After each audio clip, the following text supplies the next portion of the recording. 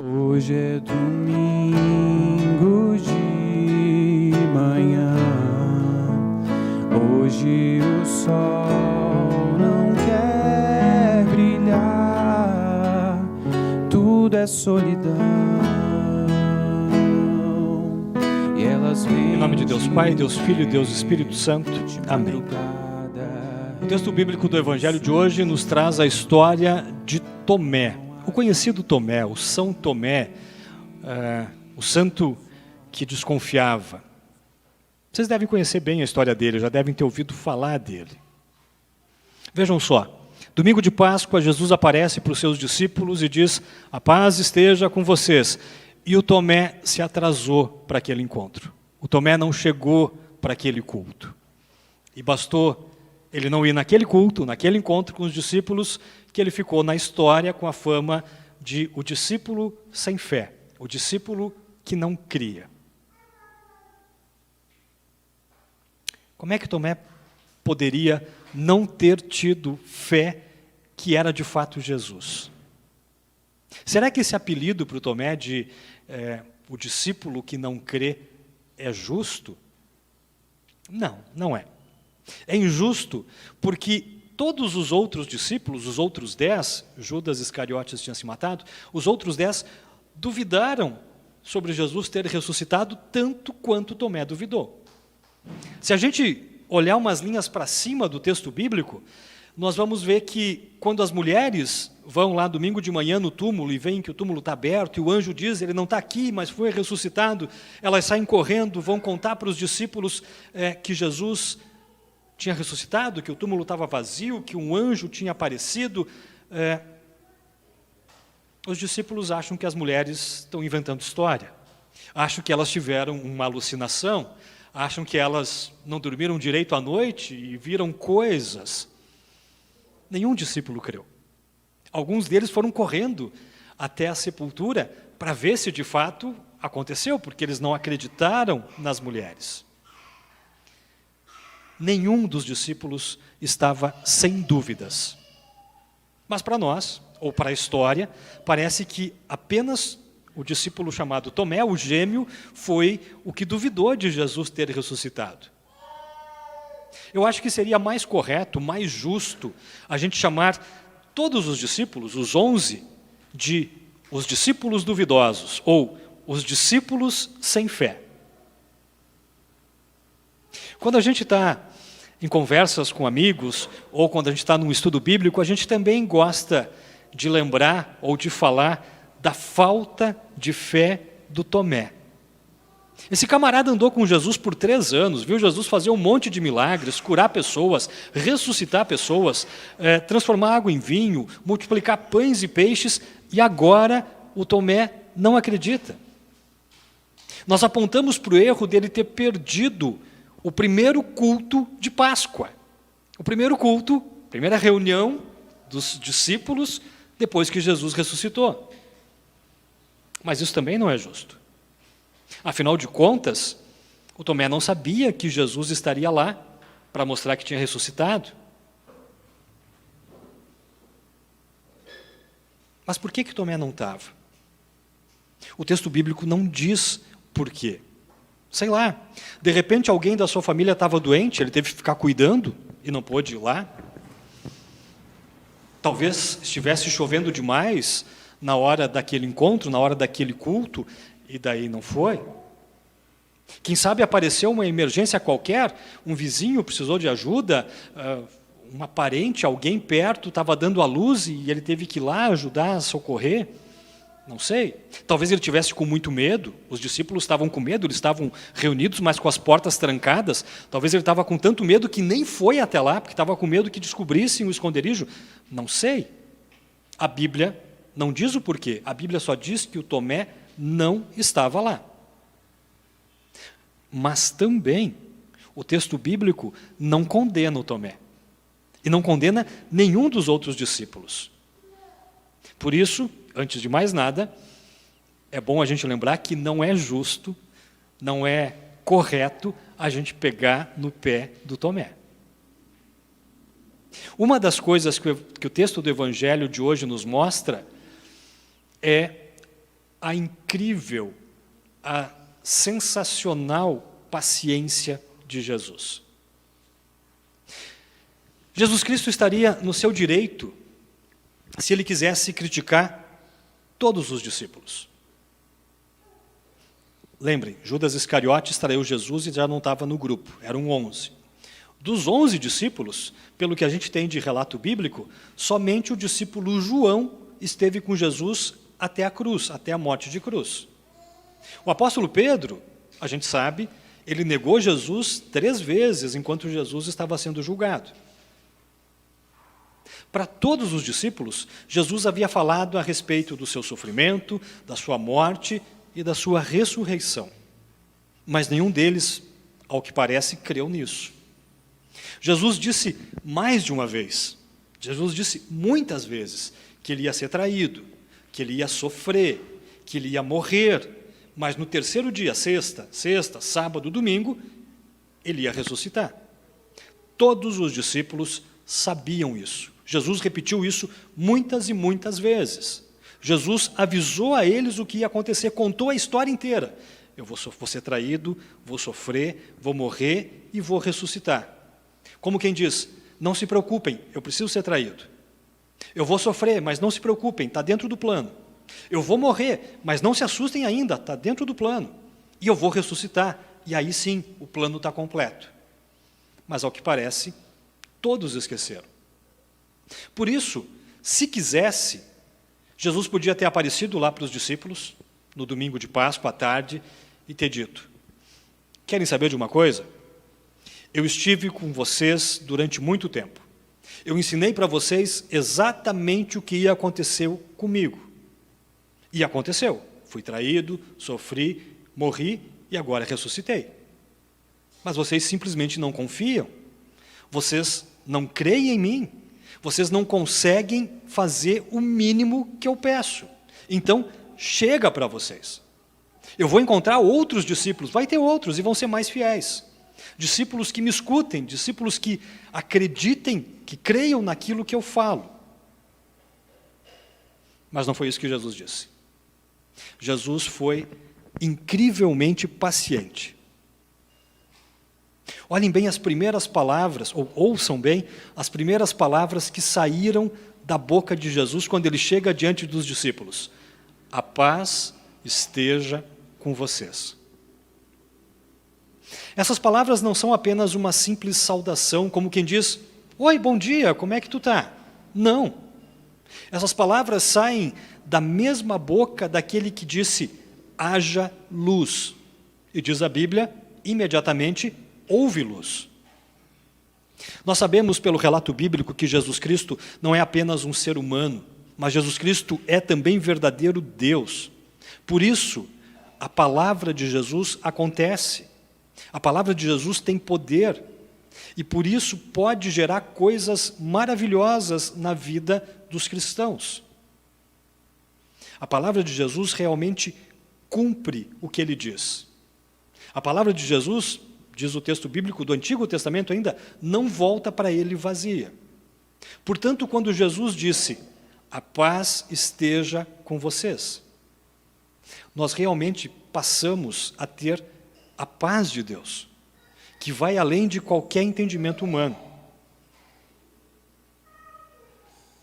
A paciência de Jesus é algo inexplicável.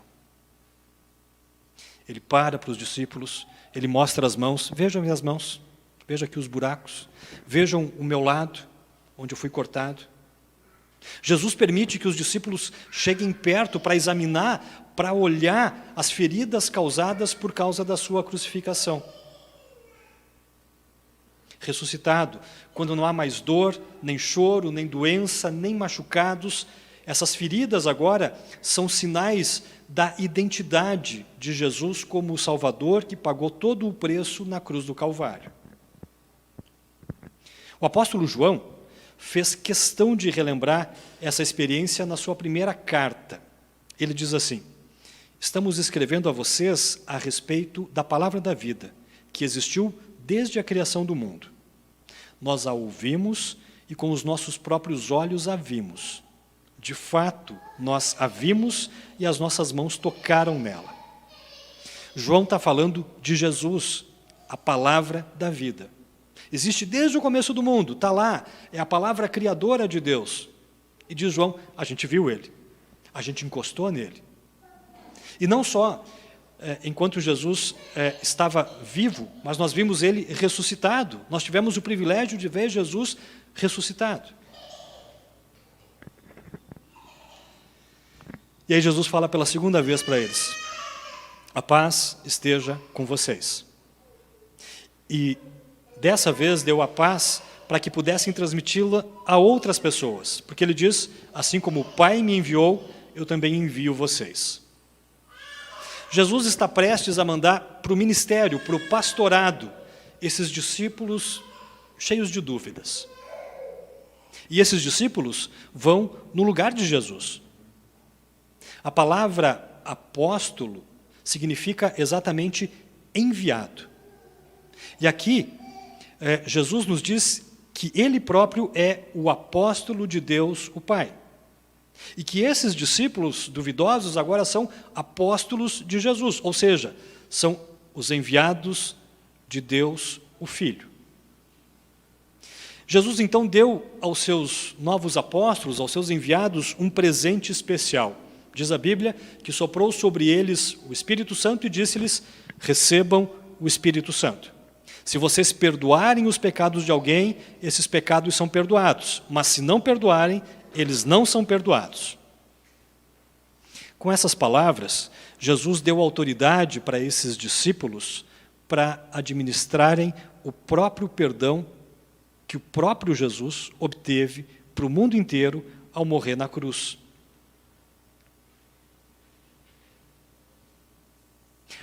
Pensem nisso por um minuto. Todos aqueles homens, Mateus, Marcos, Lucas, João, Pedro, Tomé, Tiago, todos eles duvidaram muito. E duvidaram tanto quanto o Tomé.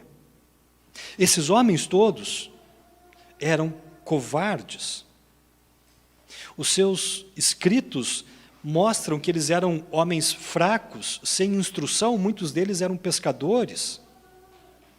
Mas isso serve exatamente para mostrar que toda a autoridade deles, que a posição, a reputação apostólica, tudo o que eles tinham, repousava inteiramente em Jesus Cristo.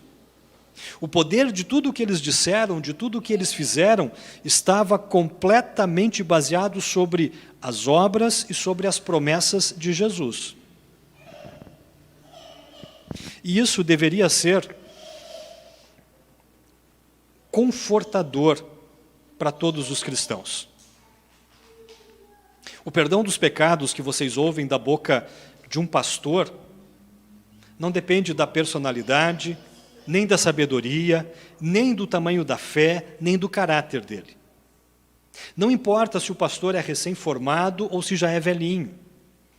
Não importa se ele acabou agora o curso do seminário ou se ele já tem mestrado ou doutorado.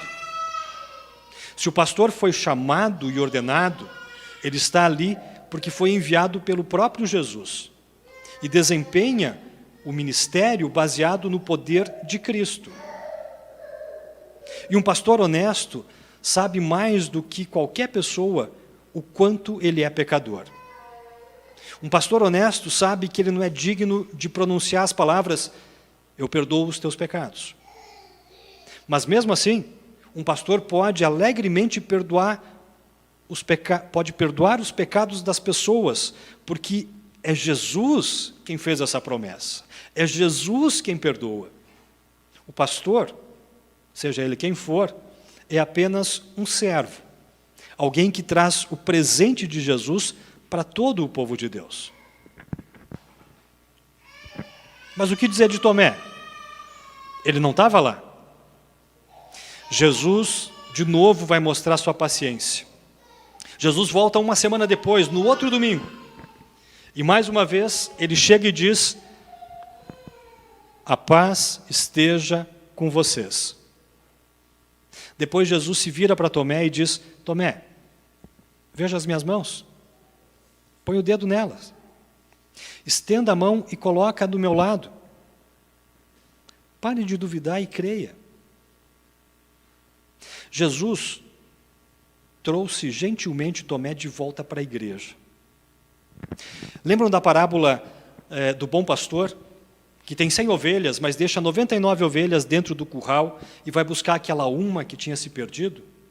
Pois bem, Jesus já havia falado com os outros discípulos. E agora Jesus se concentra com aquele discípulo que está perdido, no Tomé. Jesus se dedica em mostrar a Tomé que, de fato, ele tinha ressuscitado. Dá até para imaginar a cena. Jesus olhando com todo amor para o Tomé, pedindo, Tomé, vem cá, coloca a mão aqui, encosta aqui do meu lado, vem ver, eu sou real, sou eu, Tomé. Não é uma alucinação, eu, Jesus, estou vivo.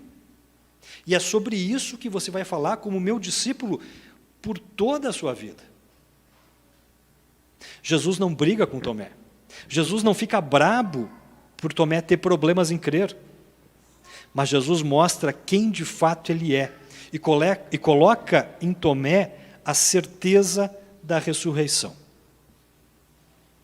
E de novo, nesse pedaço do Evangelho tem um grande consolo para nós.